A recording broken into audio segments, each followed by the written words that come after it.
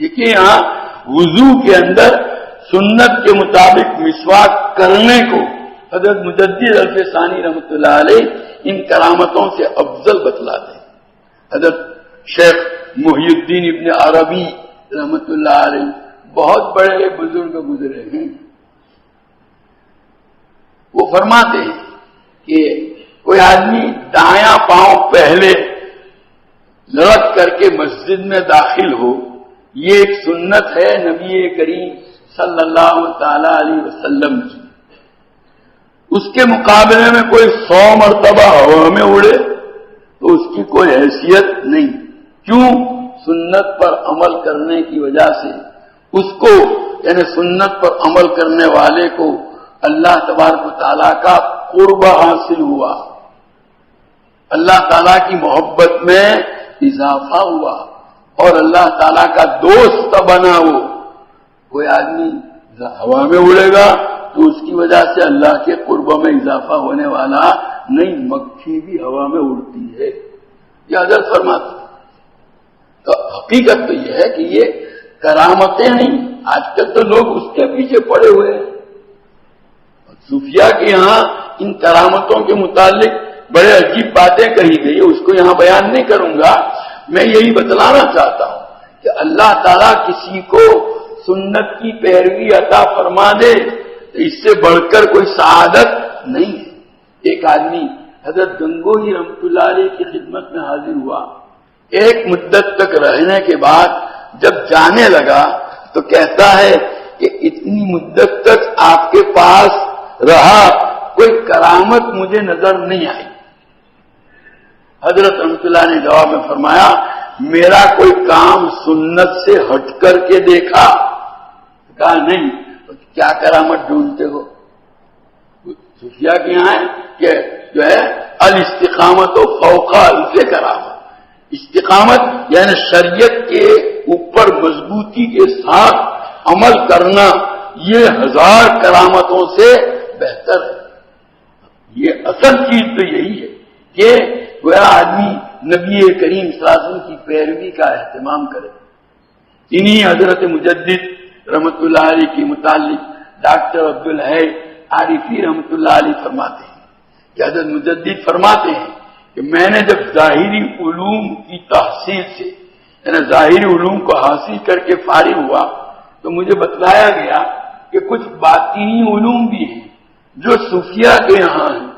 چنانچہ میں گیا، معلوم ہوا صوفیاء کے 4 سلسلے ہیں، چشتیہ، نقشبندیہ، سہروردیہ، قادریہ، اور ان 4 سلسلوں کی بھی اور شاخیں ہیں۔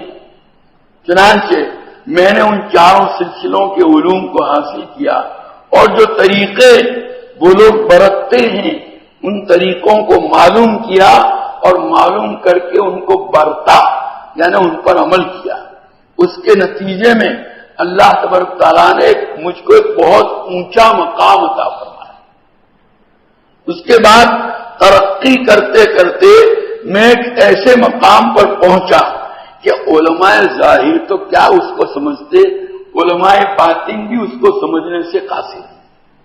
لیکن اس سب کے باوجود میں اللہ تعالیٰ سے دعا کرتا ہوں کہ اللہ مجھے اتباع سنت کی توفیق عطا فرمائیے، مجھے اتباع سنت پر زندہ رکھیے اور مجھے اتباع سنت پر موت عطا فرمائیے۔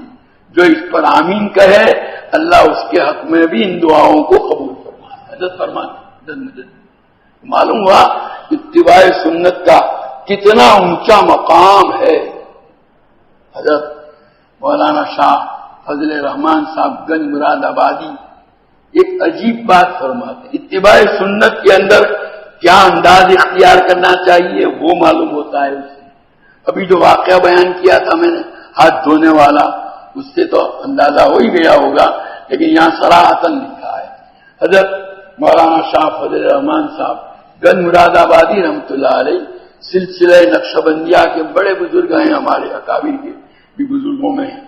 حضرت شاہ عبدالعزیز صاحب دہلوی رحمۃ اللہ علیہ کے شاگرد تھے۔ وہ فرماتے آؤ میں تم کو ایک نسخہ کیمیا بتاؤں، کھانے کے لیے بیٹھو تو بیٹھنے کا جو سنت طریقہ ہے کہ اکوں بیٹھو یا ایک پاؤں موڑ کر کے دوسرا پاؤں کھڑا کر کے بیٹھو، یا جب لیٹو تو لیٹنے کا جو سنت طریقہ ہے دائیں کروٹ کے اوپر، دائیں رخسار کے نیچے دائیں رخسار کے اوپر دائیں ہاتھ کے اوپر دائیں رخسار رکھ کر لیٹو، اور اس طرح اس تصور کے ساتھ، اس استحضار کے ساتھ کہ نبی کریم صلی اللہ تعالی علیہ وسلم بھی جب لیٹتے تھے تو اسی طرح لیٹتے تھے۔ دیکھو ایک تو ہے اس طرح لیٹنا، سنت ادا ہو جائے گی، لیکن سنت کی ادائیگی کے دوران دل میں اس تصور کو تازہ کرنا، اس استحضار کو کہ حضور صلی اللہ علیہ وسلم بھی اسی طرح لیٹتے تھے، میں بھی اسی طرح لیٹتا ہوں، اسی لیے حضور صلی اللہ علیہ وسلم کھانے کے وقت اس طرح بیٹھتے تھے، میں اسی لیے اسی طرح بیٹھتا ہوں۔ اس استحضار کے ساتھ اگر سنتوں پر عمل کرو گے، چند دنوں میں اگر صاحب نسبت نہ بن جاؤ تو میرا وعدہ، یہ فرماتے ہیں۔ گویا یہ صاحب نسبت بننے کا آسان نسخہ ہے۔ حضرت بایزید بستامی رحمۃ اللہ علیہ بہت بڑے بزرگ ہیں، فرماتے ہیں طرق الوصول الی اللہ بعدد انفاس الخلائق، یہ ایک جملہ ہے جو صوفیہ کے یہاں بولا جاتا ہے، جس کا مطلب یہ ہے کہ اللہ تعالی تک پہنچنے کے راستے مخلوق کی سانسوں کے بقدر ہے۔ ایک آدمی 24 گھنٹے میں 24,000 سانس لیتا ہے، یہ بہت بڑی، کتنے انسان ہیں روئے زمین پر، اور انسانوں کے علاوہ دوسرے کتنے جاندار ہیں، تو جتنے بھی جاندار سانس لے رہے ہیں ان کی سانسوں کی جو تعداد ہے اس سے زیادہ اللہ تک پہنچنے کے راستے ہیں نا۔ آدمی کے اللہ تک پہنچنے کے لیے بہت سارے طریقے ہیں، اللہ اپنے تک بلا لیتے ہیں اس مختلف راستے، لیکن دروازہ ایک ہے۔ اللہ تک پہنچنے کے سارے دروازے بند ہیں سوائے ایک دروازے کے، اور وہ ہے اتباع سنت۔ نبی کریم صلی اللہ علیہ وسلم کی پیروی کے علاوہ، اتباع کے علاوہ کوئی اللہ تک رسائی حاصل نہیں کر سکتا۔